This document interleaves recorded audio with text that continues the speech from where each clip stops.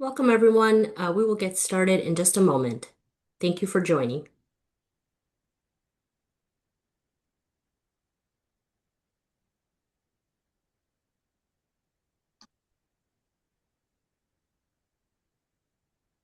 I'm going to ask everybody to introduce themselves.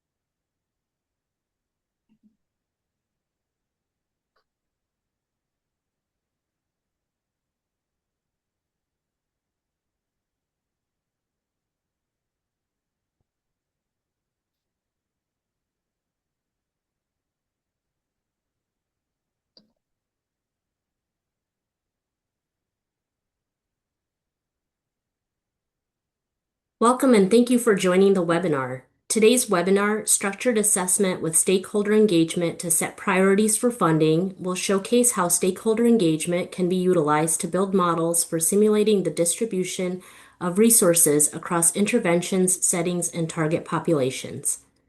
Today's presentation is being recorded and will be made available via the RAISE and NASTAD websites. Please use the Q&A or chat to add questions and comments at any time. We will have time for discussion after the presentation. Today's webinar is a part of a collaboration between RAISE, the RAISE Hub at the University of Washington, and NASTAD. This collaboration focuses on strengthening implementation science through state and local EHE health departments.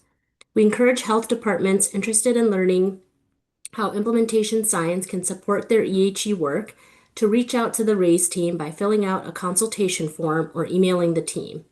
You can also learn more about our collaboration at our respective websites, and I'll be putting the links in the chat in a moment.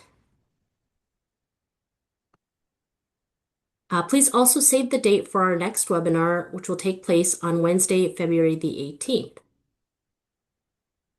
And now on to our presentations for today. Our speakers today are Dr. Scott Braithwaite, Chief of the Division of Comparative Effectiveness and Decision Sciences at the Department of Population Health at NYU School of Medicine, and Mellesia Jeetoo, who's a data analyst at the Division of Comparative Effectiveness and Decision Sciences, also in the Department of Population Health at NYU School of Medicine.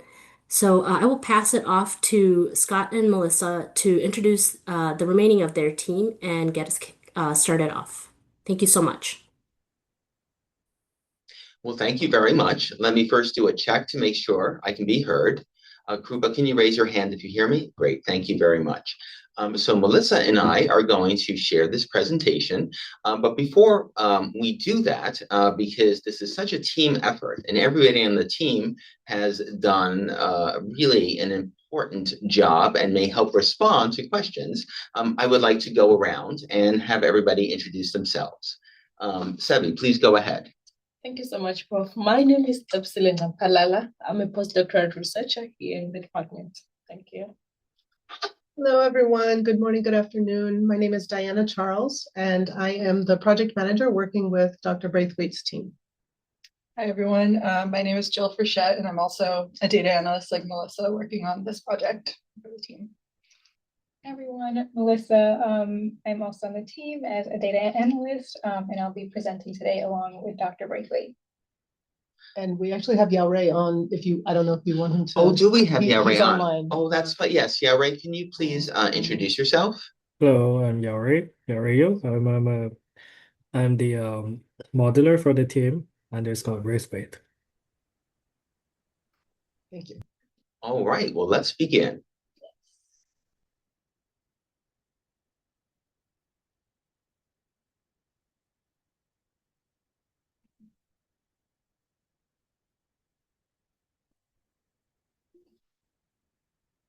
All right, so we're going to be discussing structured assessment with stakeholder engagement to set priorities for funding.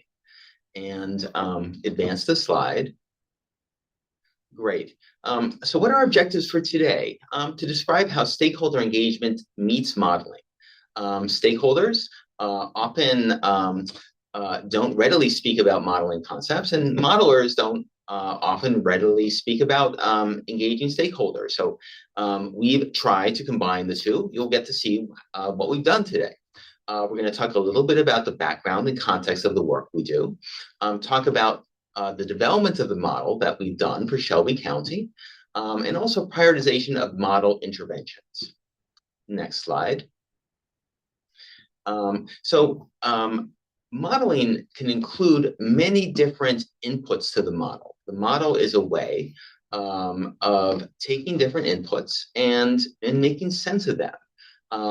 So one of the challenges that we all face in trying to meet the HIV epidemic goals is that there are so many different possible interventions that are out there, but there are limited time and limited resources. So as modelers and as others, we have to think a lot about the various interventions that are possible and to think about what are the outcomes that we want to achieve. And if we're thinking about ending the HIV epidemic goals, and I'll just say EHE goals, how can we get there with the available suite of interventions? And then we want to work very much together with stakeholders. Stakeholders may not be thinking about odds ratios and effect sizes, but they also are thinking about many similar things. So which interventions matter the most, are most likely to really be feasible and acceptable for scale up? And I said everybody wants to end the HIV epidemic. Probably everybody does, but how about other outcomes? Are there other particular outcomes, say, that are of particular interest to stakeholders that maybe modelers wouldn't otherwise think that much about? Right. So Memphis, Tennessee, which is where Shelby County is, and vice versa, is one of the cities with the highest HIV infection rates in the US. And our team collaborates with local authorities in Shelby County Health Department and other health jurisdictions in the Memphis area. Our focus goal is to use mathematical modeling to simulate alternative scenarios regarding HIV interventions that will cost effectively reduce the burden of HIV in Shelby County. So for a given set of resources, how to allocate those resources to come closest to meeting EHE goals. But many of the interventions may not be feasible or acceptable in a particular place. And so really that is one of the many reasons why it's important to engage not only constructively, but really to design the model questions together with those who are going to be immediately affected and who are working together. So stakeholders that we're working with are from a wide variety of backgrounds, including but not limited to the Shelby County Health Department, the Ryan White HIV/AIDS program, St. Jude Children's Research Hospital, University of Tennessee at Memphis, and people who live with HIV and who participate as community representatives. Great. So let's talk a bit about the model development for Shelby County. And while we do that, we'll talk about the processes that we use to engage stakeholders. Okay. So we've thought about how to explain the type of modeling work we do, because for so many people, it's a black box and stuff goes in and stuff comes out, but it's really a mystery. We're going to be using some of the slides and some of the techniques that we use when we really talk about why we think our work is important and it's really important to do together. So we say we use computer simulations to explore different ways of allocating resources for HIV prevention. And our goal is to find the most efficient combination of those interventions, meaning achieving the best health outcomes for the lowest cost. And what is a computer simulation? You can think of it as a virtual testing platform using data and mathematical models to predict outcomes of interest from various HIV intervention strategies. So on the bottom, you can see all the people, and the people have characteristics. Their characteristics enter into the model, here represented by the computer, and there are also other things that enter in, which we'll soon be talking about. And then the model itself has a representation of HIV progression. So if you have HIV, how it may or may not progress depending upon how you take antiretroviral therapy. And then it has transmission, all many different things that impact transmission. And then finally, we come out at the end with an efficient frontier. So what are the different ways of taking money using it to fund different programs and coming closest to the best result that we want to see. All right. So how do we develop this model? So the first thing we do is we build the structure. The structure embeds the assumptions that we have. So for example, what influences HIV transmission? Fortunately, we know a lot of the things that influence HIV transmission. What influences HIV progression? So we put that all in the structure. Then we debug, because typically when we put it all in the structure, there are lots of mistakes and we have to figure them out. Only after that do we enter inputs. Because otherwise, if you enter inputs too soon, sometimes you get distracted and you don't debug the model well. So you enter inputs, and as you're soon to see, that is an especially important part of this process for working together and collaborating with stakeholders. Then we calibrate the model to see if it's doing what it should do. Then typically we have to debug again because we find some more issues. Then we validate, ideally on additional data, and then we run analyses. And those analyses are those allocative efficiency analyses that give us the efficient frontier of how to prevent the most infections with available resources. Very good. So let's talk about the structure here. So this is a diagram indicating some of the aspects of the structure that's in there that the computer is running. Up starting at the top left, so people who are susceptible may get infected, and various interventions that the model thinks about scaling up, doing more of, or redistributing, like oral PrEP, long-acting PrEP, and condom promotion programs. They impact the likelihood of infection. Then everybody initially, sometimes for a very short period of time, is undiagnosed with HIV, first acutely, then chronically. It's possible to pick people up acutely, but that's hard to do. So most people are picked up through HIV testing when they're chronically infected, and various interventions act at that point in the model. So things like community testing, facility testing, HIV self-testing. And then continuing to the right, we're now gone from yellow to blue. If you're chronic HIV and you're diagnosed, certain interventions can change your likelihood of being on ART and being virally suppressed if you're on ART.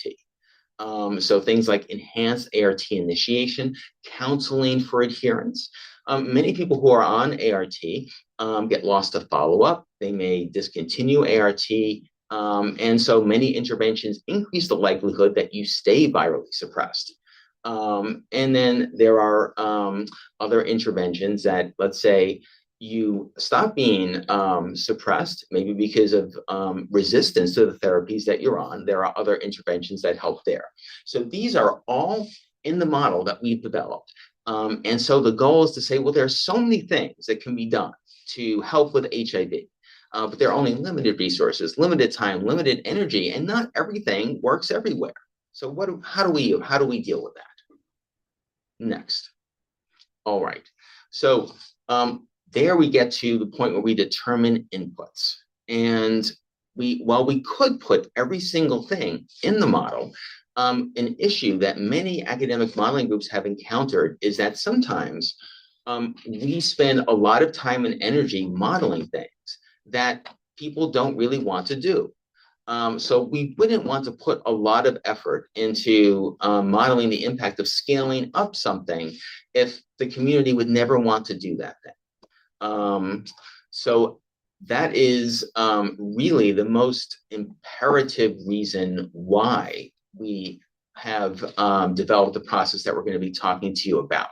So inputs include HIV interventions, intervention effectiveness, cost and coverage, also historical data in Shelby County. Next. Okay, so HIV interventions in Memphis and priority populations, that's where stakeholders especially guide the process, even though they're involved in all other parts as well. And we're going to delve into that in detail. Okay, so okay, Melissa. So here, take us into this wonderful process that we now do not only domestically but internationally, and we've honed. Yes. Okay.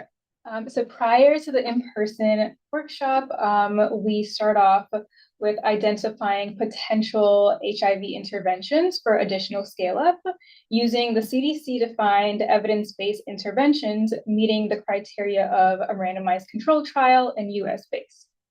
The interventions were categorized by their impact on the cascade and target population, but not all interventions on the CDC EBI are implemented in the Memphis area.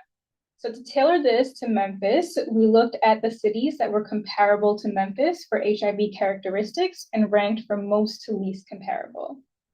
And because some interventions target the same process, we grouped them into the same categories such as HIV self-testing and linkage to care. So here's an example of the table of the initial list of CDC evidence-based interventions. On the left, we have the list of interventions. The columns that follow, active ingredients, population, and the outcome are describing the intervention. And then on the far right, we have a column that describes how comparable these interventions are to Memphis. The green, the top most, are most comparable, going down to least comparable. And some of the specific criteria for this were geographic division, crime rate, income, HIV characteristics, and our stakeholders also gave feedback on what geographic regions to look for when comparing to Memphis. And offered things that we never would have thought of, like traffic violations. Yes. The spectrum of traffic violations as being one way that you can really say, is this city like us? Yeah.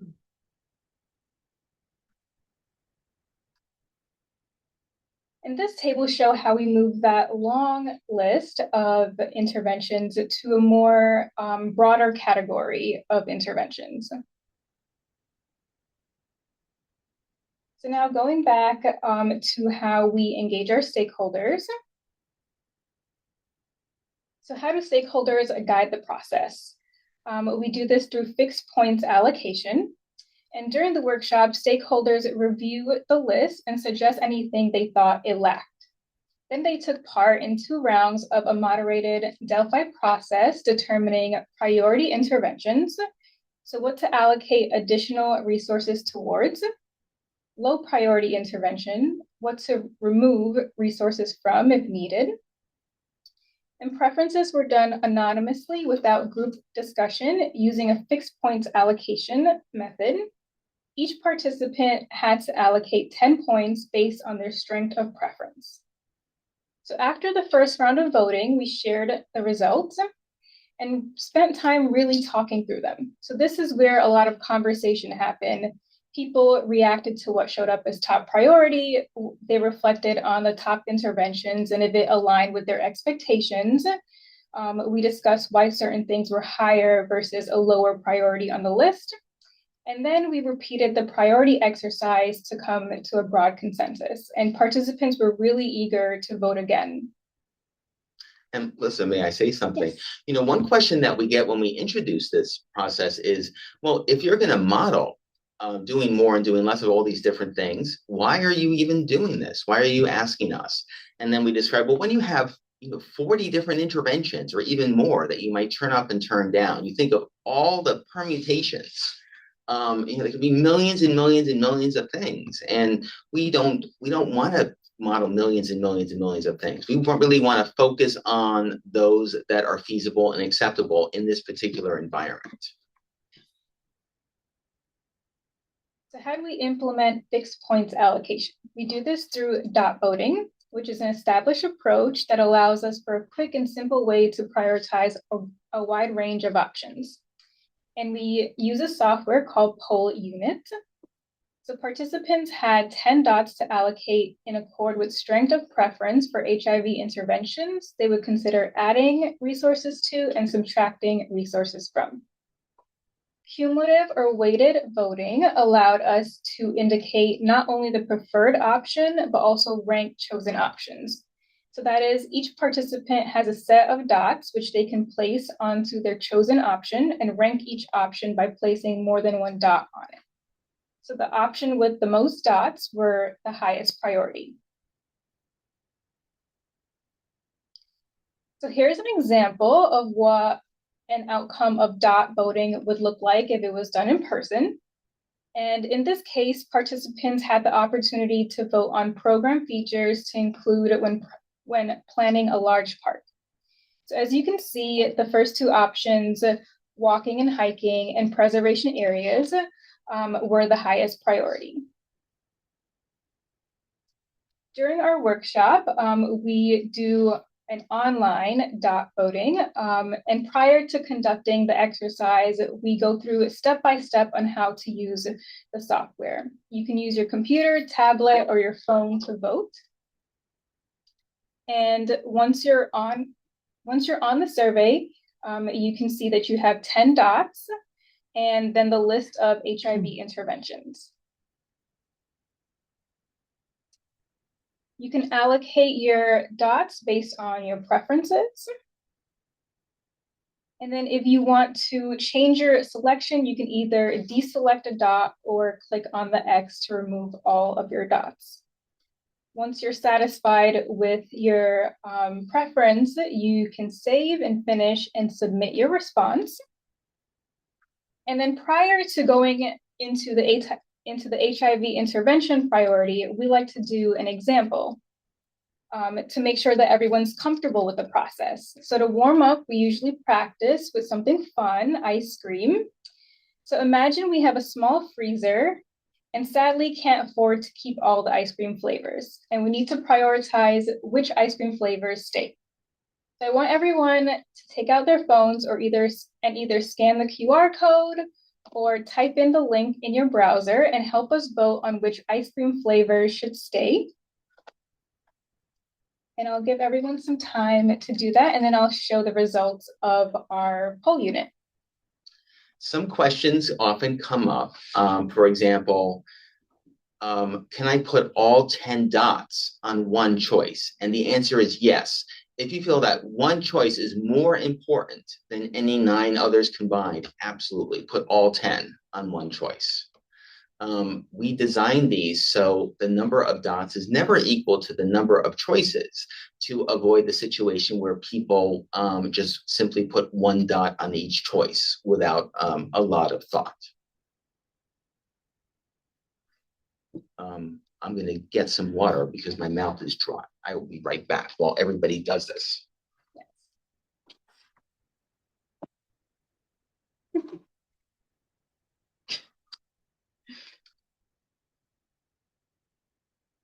Very important. Okay,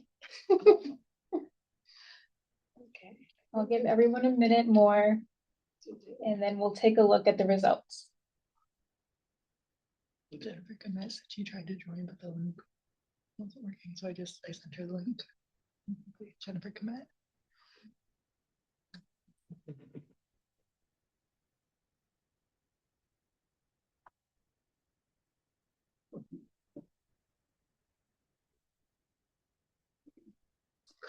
Do you know if we're able to see if there are questions?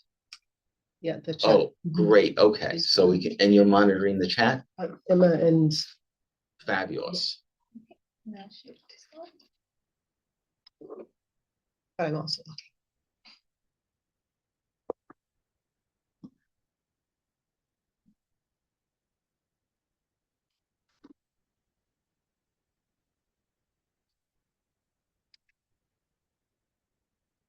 We also allow people to add choices that maybe aren't on our initial list. So for example, when we did this in Zimbabwe, we hadn't populated the ice cream list with the choice of Devonshire ice cream. But it was suggested that we add it, so we did. Okay, and then let me share those results. Oh, did we get a lot of them already? Yes. Wow, I'll just share okay. what we already have. Oh, I need to share the screen.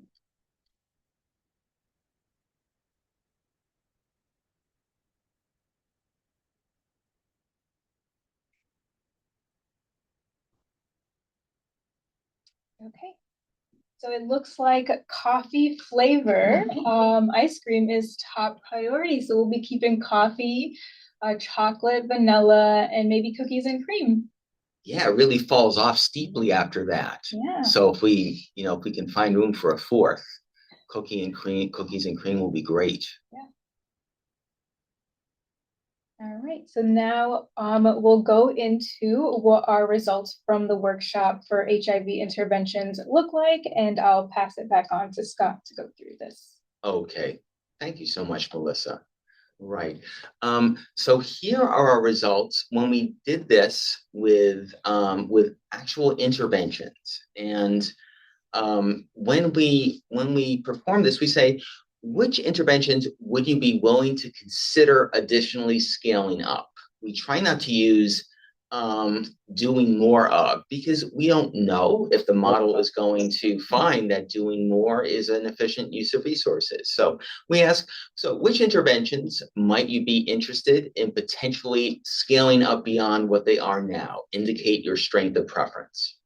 And so for the Shelby County stakeholder group, here we have peer mentoring and comprehensive sex education that received the most points, followed by additionally scaling up community-based testing, followed by additionally scaling up long-acting injectable PrEP, then relinking people who are lost to follow-up, then linkage to care, ART adherence support for those who have detectable viral load, then HIV self-testing, then housing support, then additional navigation and case management, again, facility-based testing, then additional substance use screening and treatment, then additional short-acting oral PrEP, then additional index tracing, then additional financial incentives for medication adherence, then additional condom promotion, then additional common mental disorder screening and treatment, then additional scale-up of existing preventing mother-to-child transmission interventions, and then additional injection drug use harm reduction. And let's just linger here for a little while. So these results come out, and the first time we solicit them, we say, don't talk to your neighbor. We want everybody to put their own preferences. So do not talk to your neighbor. And we do that because we don't want people with more experience or somebody's boss or whatnot. We don't want the power structures to really determine the results.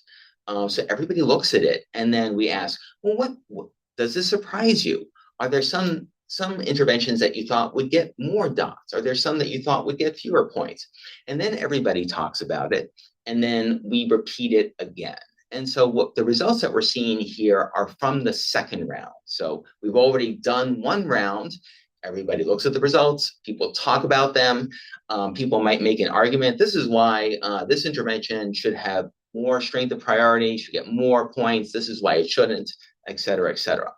And I know you're eager to press that button, and we're almost going to, but nonetheless. So this tells us in the modeling team, I mean, obviously we know that preventing mother-to-child transmission and injection drug use harm reduction are very important.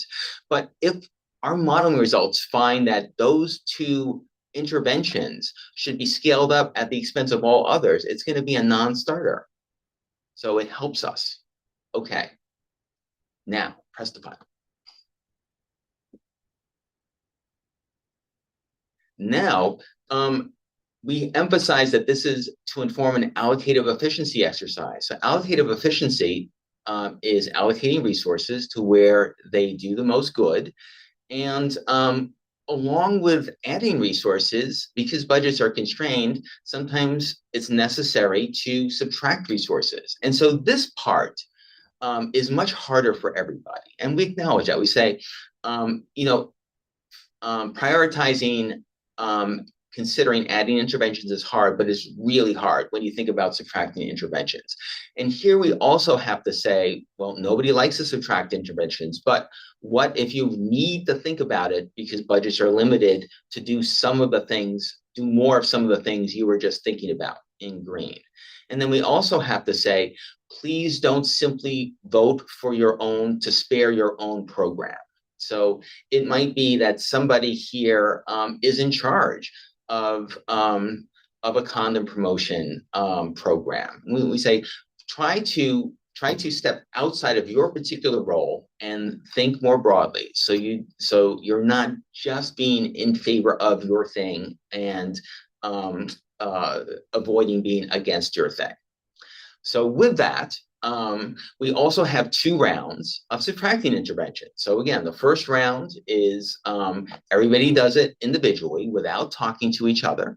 And then we have a big discussion, and then everybody does it again. So here, if there were to be resources subtracted, the top for consideration would be binge drinking, screening, and treatment, then HIV self-testing, then injection drug use harm reduction, then substance use screening and treatment, then financial incentives for medication adherence, then condom promotion, then short-acting oral PrEP, and so on and so forth. And then we put them together on the same graph, which is very interesting also because sometimes you can see that there's a lot of green and very little red. So that indicates that the group sentiment is towards is considering the potential for additional scale up. Some things are very red, a lot of green. So there's there you know that the feeling in the room is perhaps reluctantly considering removing resources, not adding resources there. And then sometimes there's just a lot of there are a lot of feelings in both directions. So you might see a lot of green and a lot of red. And so you can hear HIV self-testing. There wasn't a one feeling in the room or one emerging consensus. A lot of people thought there should be more of it. A lot of people thought there should be less of it.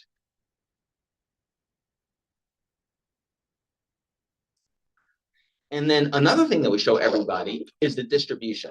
Now recall that it's possible to take all of your 10 points and put them in the same place. So when we go through the green, here each segment indicates the number of points assigned by each particular person. So if you see a bunch of segments that are all similarly sized, that means that a lot of people gave it the same strength of preference. Whereas if you see a lot of unevenness, like big strips and then short strips, some people gave it a lot of points and other people gave it very few points. And so here we can see the actual distribution, and we've changed things a little bit in the sense that we not only ask people to indicate their strength of preferences for activity categories like condom promotion, we also did other exercises where we asked which are the interventions themselves that you are familiar with. So this indicates strength of preference for potentially adding more resources to interventions that people were familiar with. And so ARTIS is a wide-ranging program that does many different things. We ask people to say, well, try and distinguish between the part of it that's for retention and care, for linkage to care. So retention care was the highest, then enhanced housing placement assistance was number 2, then for linkage to care, then some other programs, Trust and Prep Tech and PEAS, then ARTIS, the component that identified people with HIV, then an intervention, OLA, that's targeted specifically at Latinx people, then Sister to Sister, an intervention targeted specifically at African American heterosexual women, and so on and so forth. And then we did a similar thing with subtracting resources. You'll notice that STRIVE, so study to reduce intravenous exposure, that's highest. And I mean, that reflected it was more than a feeling, just knowledge that very little transmission in Memphis right now is because of injection drug use. And so even if you didn't do this process, it would have emerged in the modeling that wasn't where to put all your resources, but nonetheless, it certainly emerged from this process that we wouldn't want to spend a lot of time modeling injection drug use interventions in a place where there is an intense heterosexually driven epidemic. But then other things, so daily text messaging with personalization, that was high up for sentiment towards subtracting, and so on and so forth. I won't simply read them all, but you can get the idea. And then similarly, we also look at the balance of green to red, so we can identify where there's a lot of sentiment potentially in favor of adding resources, a lot of sentiment in favor of potentially, if necessary, decreasing resources, and really where there's a lot of feeling in both directions. And so what has happened to date? So we do this in workshops, 3 workshops per year. We found out that 4 is too many and 2 is not enough. People forget what happened the last one. So we do 3. So our first workshop started off this project. We introduced the modeling work using some of the slides that we showed.